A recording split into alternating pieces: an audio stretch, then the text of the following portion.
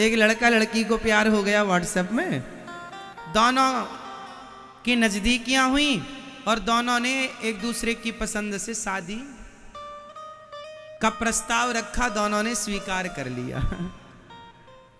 जब शादी हो गई, अच्छा दोनों ने बात नहीं की डायरेक्ट, केवल व्हाट्सएप पे ही बात चलती रही, शादी हो गई। और जब शादी हुई तो पति ने पत्नी का घूंघट उठाया और कहा कि बताओ कहाँ चलोगी हमारे साथ घूमने? तो बोली कुल्लू मनाली।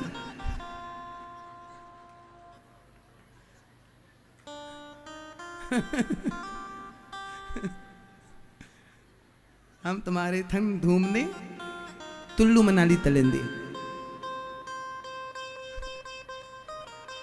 उसको बाद में पता चला ये तोतली है।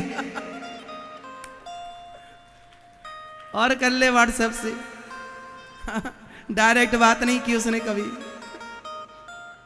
बाद में हो गए कुल्लू मनाली। तो इसलिए कहते हैं मुंह खुलता है तब पता चलता है कि आप कैसे हैं। केवल व्हाट्सएप की बातों में दम नहीं है। क्यों जी, सही है? नहीं तुम्हारा भी कुल्लू मनाली हो जाए।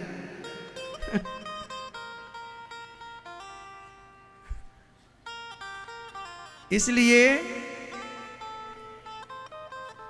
बातचीत करने से पता लगता है कि आप कितने संस्कारी हैं। इसलिए बातें अच्छी किया करो। मुंह खुलता है तो पता चलता है कि आदमी कितना दुष्ट है या कितना सज्जन है। समझ रही हो मेरी माँ? इसलिए शब्द संभाल के बोलिए, शब्द के हाथ न पाओ। एक शब्द औषधि करे, एक शब्द करे घाव। शब्द को संभाल कर बोलना चाहिए। बोलो यदि पहले तुम तौलो, फिर मुख को खोला करना। पुष्प नहीं बन सकते हो तो कांटे बनकर मत रहना। इसलिए आप लोग अच्छा बोला करो, मधुर बोला करो, मीठा बोला करो, सबको प्रिय लगे ऐसा बोला करो। कुछ भी नहीं बोला करो। आपके संस्कार आपकी बातों से दिखते हैं, है ना मेरी माँ? बहुत सारा पढ़ लिख लेना संस्कार। आजकल तो जितना पढ़ा लिखा आदमी है उतना ही संस्कारहीन है। तो आज की पढ़ाई लिखाई तो बिल्कुल मेरे हिसाब से संस्कारहीन शिक्षा दो कौड़ी की है। आज अभी आपने देखा होगा, एक कोरोना काल में आपने एक वीडियो देखी होगी, मैंने भी देखी थी, बहुत पुरानी, आप लोग भूल गए होंगे, पर एक बात है सो बता रहा हूं प्रसंगवश। एक बहुत बड़े पद के एक ऑफिसर, आईएएस पद के, उन्होंने कोरोना के दौरान सरकार ने परमिशन दी थी कि 10 लोगों के संग आप शादी, मतलब 10 लोगों के साथ, 10 मेहमानों के साथ आप शादी, मेहमानों को बुलाकर शादी विवाह कर सकते हैं। तो एक परिवार जो स्वयं पेशे से जज थे, जिन्होंने कानून पढ़ा था, उन्होंने 10 लोगों को बुलाया, 10-20 लोगों को जो भी था, और शादी कर रहे थे। पंडित जी शादी पढ़ रहे थे, विवाह। तभी वो आईएएस के पद पर जो साहब थे, उन्होंने एंट्री की उस शादी में। अरे आप लोग तो बिना परमिशन, उन्होंने परमिशन का लेटर भी दिखाया, पर फिर भी उन्होंने, वो पंडित जी जो शादी पढ़ रहे थे वो उम्र में बड़े थे, फिर भी उस पद पर होते, आईएएस के पद पर होते हुए उसने एक थप्पड़ जमाया पंडित जी को। तो आप इतने बड़े पद पर हैं, गलती की तो जेल में डालो। थप्पड़ मारने का अधिकार किसने दिया है आपको? वो भी पब्लिक प्लेस में आप। ये क्या है? आपकी शिक्षा तो श्रेष्ठ है, आईएएस कोई सामान्य आदमी नहीं बन सकता। आपकी शिक्षा तो ठीक है, संस्कार ठीक नहीं। यदि संस्कार होते तो अपने से बड़ों में यूं ही तुम हाथ ना उठा लेते। एक संस्कार यही तो कहता है कि यार ये हमसे बड़ा है, और परमिशन का लेटर भी था उसके पास। और उसमें पंडित जी की गलती क्या थी? उन्हें तो बुलाया कि भाई हमारे पास लेटर है 10 लोगों का, आप आओ शादी कराओ, मार दिया। बाद में फिर बात बढ़ी, वो अलग विषय था। लेकिन इससे ये दिखता है आदमी का कि वो कितना संस्कारहीन आदमी। आप कितने बड़े पद में पहुंच जाइए, क्या फर्क पड़ता है? संस्कार से व्यक्ति श्रेष्ठ होता है, शिक्षा से नहीं साहब। शिक्षा, वो शिक्षा श्रेष्ठ है जो संस्कारवान शिक्षा। आज कितने पढ़े लिखे बच्चों के, पढ़े लिखे बच्चों, आज गौरी गोपाल आश्रम में एक माँ रहती है मेरी, वो माँ के 2 बेटे हैं और दोनों बेटे पढ़े लिखे हैं। क्या पढ़े हैं?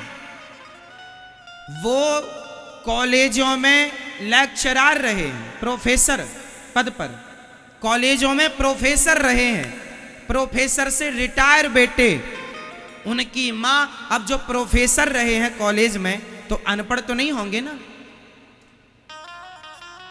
अनपढ़ तो नहीं होंगे साहब। जो प्रोफेसर है कॉलेज में लेक्चर दे रहा, लेक्चरर है, वो अनपढ़ तो नहीं होगा। यदि आप संस्कारी होते शिक्षा के साथ, तो आपकी माता गौरी गोपाल आश्रम में ना होती। आप शिक्षित तो हैं, संस्कारी नहीं है। पता चल रहा है कि आज की शिक्षा शिक्षित तो बनाती है, संस्कारी नहीं बनाती। संस्कारी बनाओ मेरी माँ अपने बच्चों को। संस्कार बच्चों को या माँ बाप से या कथाओं से प्राप्त होंगे। स्कूल कॉलेज यूनिवर्सिटियों के भरोसे ना बैठे रहना, वहां कोई संस्कार नहीं दिया जाता, केवल सूखी शिक्षा है, केवल कोरी शिक्षा।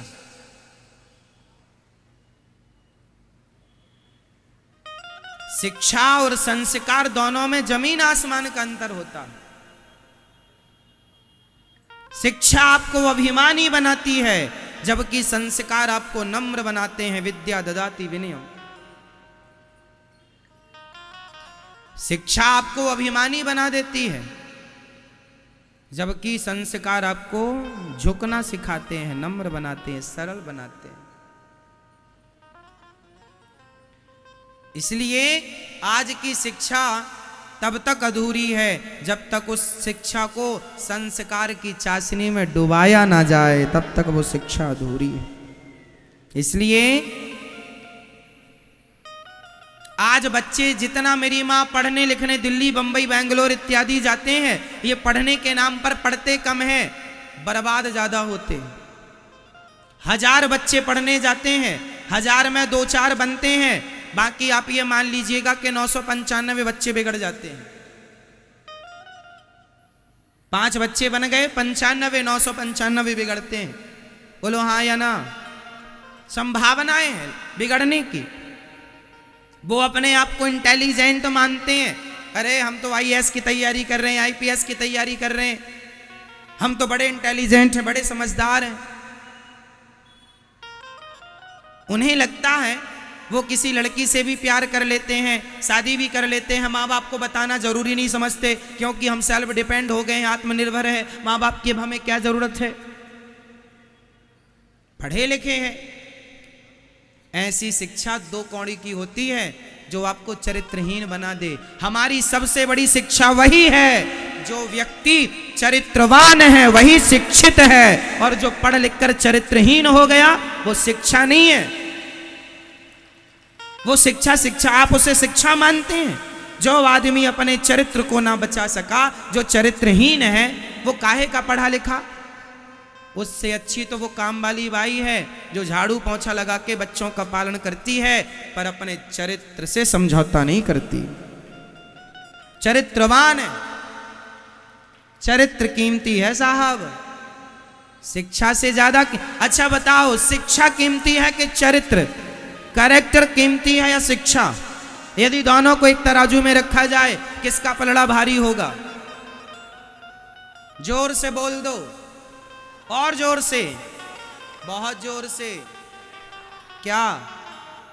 चरित्र या शिक्षा? चरित्र। इस धरती पर चरित्र से कीमती कोई ज्ञान नहीं है। हो तो मुझे पढ़ा देना आप लोग। सबसे बड़ा ज्ञान चरित्र ही है, सबसे बड़ी शिक्षा चरित्र ही है। और आजकल के बच्चे पढ़ने लिखने के नाम पर चरित्र ही बिगाड़ते हैं। तो बताओ, इनसे बड़ा मूर्ख कौन हुआ जो चरित्र बिगाड़ कर डिग्री लेकर आया है? डिग्री लेकर क्या करेंगे तेरी कागज की डिग्री का? चरित्र तो बिगाड़ आई या बिगाड़ आया? समझाओ पढ़े लिखे बच्चों को। पिक्चर देख के बिगड़ रहे हैं तुम्हारे बच्चे, और बता रहे हैं हम बड़े पढ़े लिखे हैं। वाह, आग लगे तेरी ऐसी पढ़ाई में। ये पढ़ाई पढ़ने गई थी तू वहां, या पढ़ने गया था, चरित्र बिगाड़ के आ गया? समझाओ मेरी मां बेटियों को, अपने बेटों को। बिगड़ जाएगा चरित्र तो किसी काम का नहीं है कुछ। लोक भी बिगड़ेगा, परलोक भी बिगड़ेगा, और यहाँ के लोगों के काम का नहीं है चरित्र। यहाँ के लोग, सच्ची बताएं, आप में से अभी जितने लोग आप बैठे हैं यहाँ, आप में से भी 10-20% लोग ही ऐसे होंगे जो चरित्र की कीमत को जानते हैं। वरना चरित्र की कीमत लोग सारी जिंदगी में समझ नहीं पाते। चरित्र क्या है? चरित्र क्या होता है? कितनी कीमत है चरित्र की। अरे रावण का चरित्र बिगड़ गया तो सर्वनाश हो गया, और राम का चरित्र बना रहा तो आज सतयुग त्रेता के बाद द्वापर और कलयुग में भी घर घर मंदिर बनाए जाते हैं। राम जी को घर घर पूजा जाता है केवल चरित्र के कारण। ये चरित्र है। आज भी यदि राम जी की चर्चा होती है तो केवल उनके चरित्र के कारण, वरना चरित्र ना होता। सूपनखा आई थी राम जी के पास, राम जी सूपनखा पर मोहित हो गए होते, उसके संग रह गए होते अपनी पत्नी को छोड़ के, तो क्या राम कथा होती? चरित्र ही राम कथा है, चरित्र ही राम है, और राम ही चरित्र है। पूरक हैं दोनों एक दूसरे के। क्यों मेरी मां, क्या कहती हो आप? इसलिए प्राण जाए पर चरित्र ना जाए। बोलो, प्राण जाए पर। झांसी की रानी जब गोली लग गई घोड़े को, घिर गई अंग्रेजों से, तो आखिरी में संत की कुटिया की घास अपने ऊपर डालकर आग लगाती है। संत जी कहते हैं, झांसी की रानी क्यों बेटा मर रही हो? आत्महत्या करना पाप है। झांसी की रानी ने कहा था, महात्मा जी कह देना जगत को, जब तक शरीर में दम थी, जब तक घोड़े में जान थी, तो मैं देश की रक्षा करती रही। अब दुश्मनों से घिर गई हूँ, भारत की बहू बेटी हूँ, मैं मरना पसंद करूंगी, पर मैं जीवित इन अंग्रेजों के हाथ लग जाऊंगी, ये मेरा चरित्र बिगाड़ देंगे। अभी देश की रक्षा करती रही, अब चरित्र की रक्षा करने जा रही हूं मैं, चरित्र की रक्षा। मर गई पर चरित्र पर आंच नहीं आने दिया। ये शिक्षा रही है भारत की, ये शिक्षा है। ये नहीं कि मैडम पढ़ने गई और वहीं शादी वादी करके आ गई, और शादी भी कर लिया, माँ बाप को भी नहीं बताया, और शादी करने के बाद पता चला जिससे करी वो ऑलरेडी शादीशुदा है।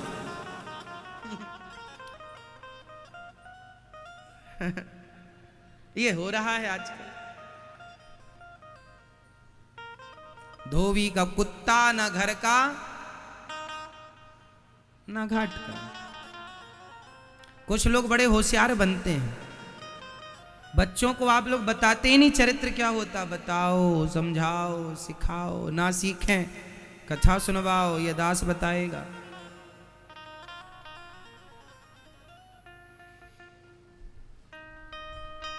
नामकरण संस्कार भगवान का हुआ, हमारे जीवन संस्कार से बंधा है। संस्कार की बेड़ियों से बंधा है। आप बताइए, आप स्वतंत्र हैं या नहीं? जोर से, आप में से कितने लोग स्वतंत्र हैं? हाथ उठाओ।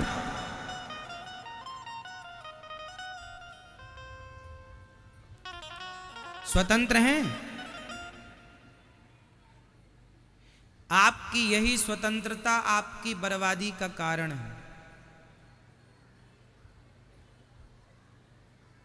आप हमसे पूछें कि आप स्वतंत्र हैं, हम कहेंगे नहीं, हम स्वतंत्र नहीं हैं, हम संस्कारों के अधीन हैं, हम परतंत्र हैं।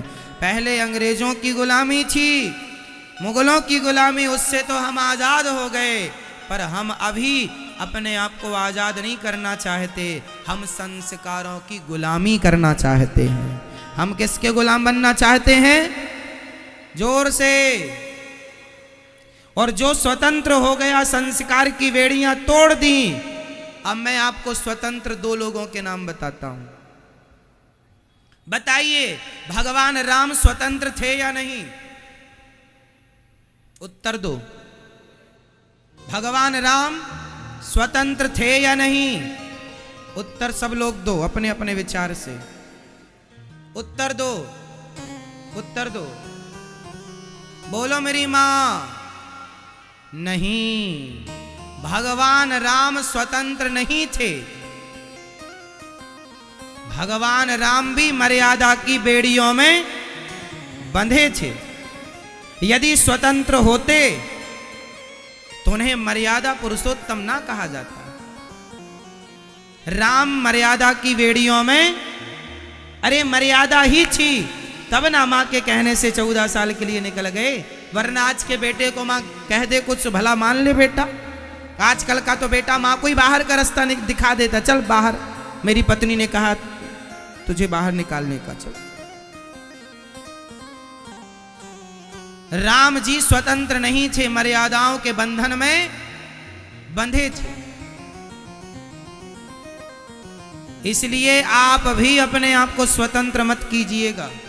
आप भी मर्यादा संस्कारों की बेड़ियों में, बंधन में जकड़ के रखिएगा अपने आप को। जरा भी आजाद कर देंगे ये मन बड़ा चंचल भाग जाएगा कहीं का कहीं।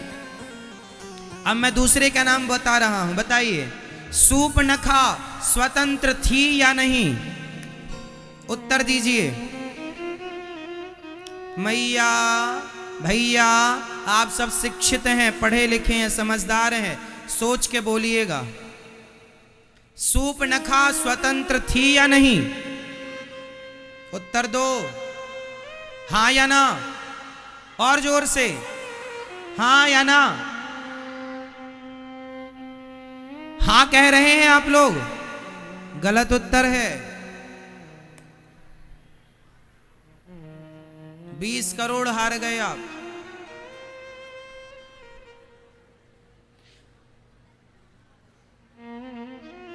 राम जी स्वतंत्र नहीं थे, जबकि सूपनखा स्वतंत्र थी। सूपनखा क्या थी? स्वतंत्र थी। वो चाहे जिस पुरुष के पास चली जाए, जिससे जाकर कह दे I love you. Ram ji से कहे तो रही है, तो सम पुरुष न मौसम नारी, कह रही है। तो जो आदमी जिसे धर्म का डर नहीं है, जिसे संस्कारों का डर नहीं है, जिसे कोई मर्यादा जिसकी नहीं है, अरे हर आदमी थोड़ी किसी से जाके कह देगा कि तुम बहुत अच्छे हो, हमसे शादी कर लो। सूपनखा स्वतंत्र थी, इसलिए उसने जाकर राम जी के सामने प्रस्ताव रखा, तुम बड़े सुंदर हो, हमसे विवाह कर लो। राम जी ने प्रस्ताव ठुकराया तो लक्ष्मण जी के पास चली गई, तुम बड़े सुंदर हो। अब देखो जरा, या तुम मिल जाओ या तुम मिल जाओ, किसी से भी हम अपना गुजारा कर लेंगे। तो और ये सूपनखा, इसकी शादी पहले हो चुकी थी, और राम जी बोले तुम्हारी शादी हो गई ना, हम तो कुंवारी हैं। लो, जैसे आजकल कुछ लोग शादी के बाद भी मांग नहीं भरती हैं, चूड़ियां नहीं पहनती, हम तो कुंवारी हैं। ये सब शूर्पणखा की वंशज हैं, स्वतंत्र हैं। ये सब कौन है? स्वतंत्र हैं। जिसको मन आए उसको आई लव यू कह दो, स्वतंत्र है ये, शूर्पणखा की तरह।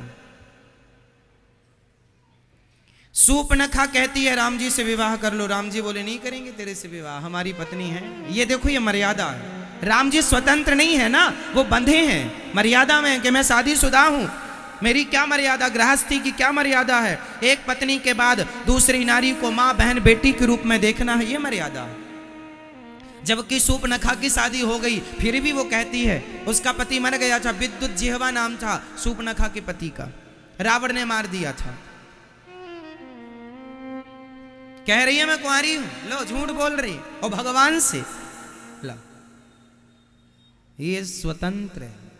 आजकल जो लड़की जो लड़का कहते हैं ना हम स्वतंत्र हैं, हमें किसी का कोई दबाव नहीं चाहिए, हम स्वतंत्र रहना चाहते हैं। साहब स्वतंत्र रहने वाला या रावण बनेगा या शूर्पणखा बनेगी। महिला होगी तो शूर्पणखा और पुरुष होगा तो रावण। ये स्वतंत्र, रावण भी स्वतंत्र था, जो मन में आया करता था, किसी की बात नहीं मानता था, बाप की नहीं मानता, माँ की नहीं मानता। हनुमान जी समझाने गए नहीं माना, राम जी समझाए नहीं माना, अंगद जी समझाए नहीं माना, विभीषण जी समझाए नहीं माना, माल्यवंत जी ने समझाया नहीं माना, विश्रवा ने समझाया नहीं माना, बाप की नहीं माना उसने। स्वतंत्र है रावण, स्वतंत्र है, शूर्पणखा स्वतंत्र है, जबकि राम जी स्वतंत्र नहीं है। आज के जो लड़के लड़कियां कहते हैं हम स्वतंत्र रहना चाहते हैं, साहब मर्यादा की और संस्कारों की बेड़ियों में ही बंद कर रहना, बंधन में रहना संस्कारों के तो सुखी रहोगे, बंधन में रहोगे संस्कारों के और मर्यादा के तो राम बनोगे, और बंधन में नहीं रहोगे संस्कारों के तो शूर्पणखा और रावण बनोगे। इसलिए संस्कारों का बंधन स्वीकार करो। किसका बंधन? संस्कारों का। जो लड़की कहती है ना मैं अपने माँ बाप के बंधन में नहीं हूं, मुझे कोई दबाव नहीं चाहिए, कोई बंधन नहीं, वो आज नहीं कल शूर्पणखा जरूर बनेगी, कहीं ना कहीं नाक जरूर कटाएगी अपनी।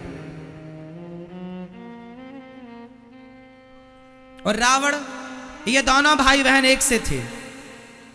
ये दूसरे पुरुषों को देखती थी और वो दूसरी महिलाओं को देखता था। दोनों के संस्कार अच्छे नहीं थे भाई बहन के। क्यों? क्या कहते हैं आप? इसलिए अपनी बेटियों को अपने बेटों को जरा मेरी बात समझा देना, बेटा तुम स्वतंत्र नहीं हो, तुम्हारे ऊपर माँ बाप के सम्मान का दबाव है, कुल खानदान की इज्जत है। अच्छा बताओ, ये दास अनिरुद्ध है, मेरे साथ किस किस की इज्जत जुड़ी है बताओ? मेरे साथ मेरे कुल खानदान की इज्जत है, मेरे गुरुजी की इज्जत है, मेरे उन तमाम भक्तों की इज्जत है जो मेरा आदर करते हैं, जो मुझे अपना पुत्र अपना भाई मानते हैं, उनकी भी इज्जत मेरे से।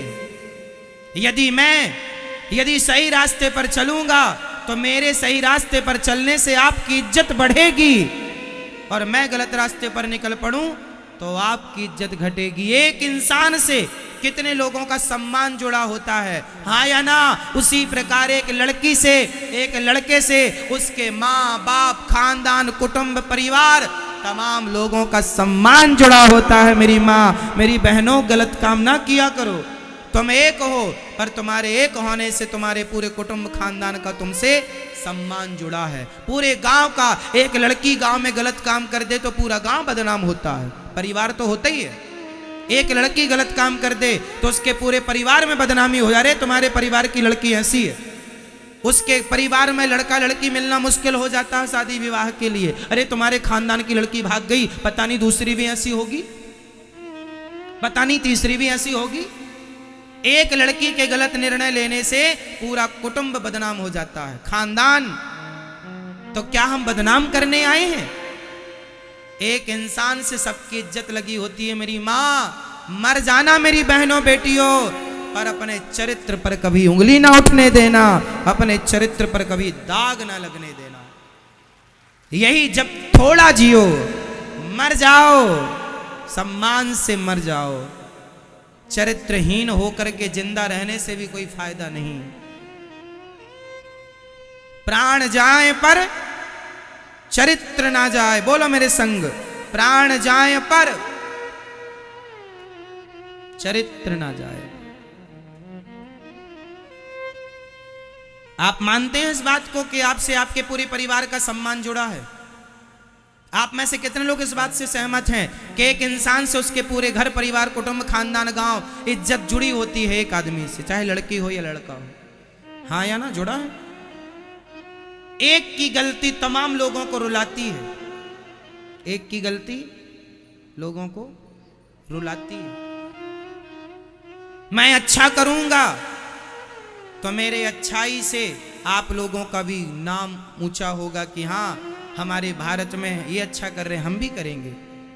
एक आदमी सही करता है, 10 लोगों को बल मिलता है।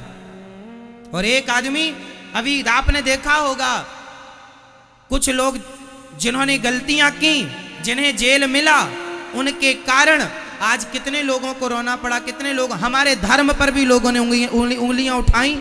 एक की गलती के कारण धर्म तक बदनाम हुआ। एक आदमी गलती करता है और धर्म तक बदनाम हो जाता है। एक से, एक की कितनी कीमत है समझो।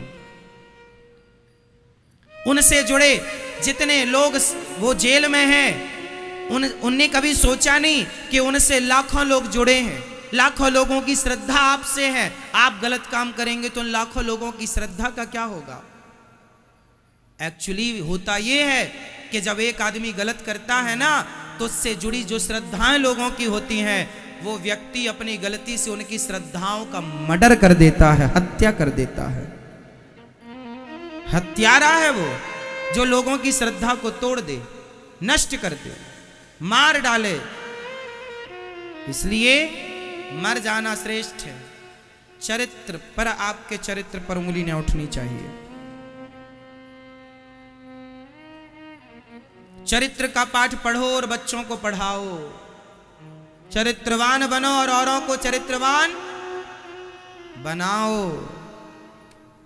आपसे बहुत लोगों का सम्मान जुड़ा है।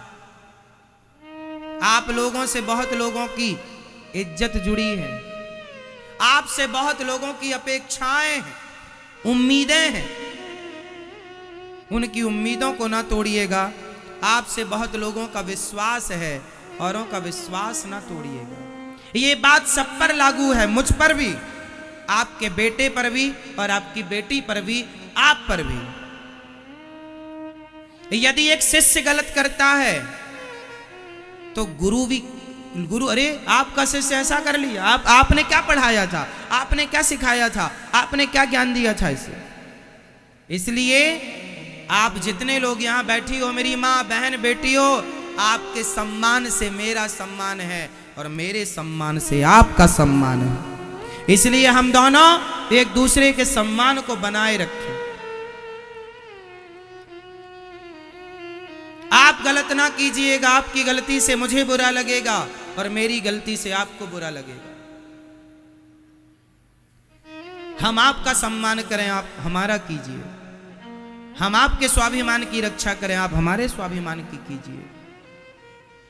आप हमारे विश्वास की रक्षा करें, हम आपके विश्वास की रक्षा करें। आप हमारा विश्वास मत टूटने दीजिएगा और हम आपका विश्वास नहीं टूटने देंगे। ये है संबंध गुरु और शिष्य का। आप हमारे विश्वास की रक्षा करते रहिएगा, हम आपके विश्वास की रक्षा करते रहेंगे। इसलिए चरित्र के मामले में अपने बच्चों को समझाया करो। लाज शर्म की बात, कुछ लोग इस मुद्दे पर इसलिए बात नहीं करते, अरे शर्म आएगी क्या बात करें। लाज शर्म के चक्कर में लाज शर्म चली और गई, बढ़ी कुछ नहीं। चली और गई, बढ़ाया क्या तुमने।